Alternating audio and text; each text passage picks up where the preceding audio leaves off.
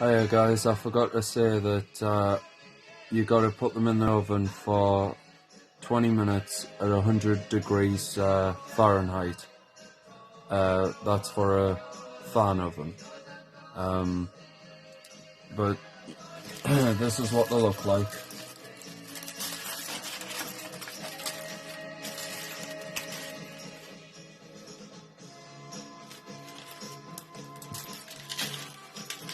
And they just break apart.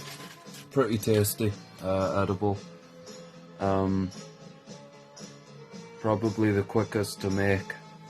And yeah, I just remembered that I needed to add that bit of information about how long they've got to be in for.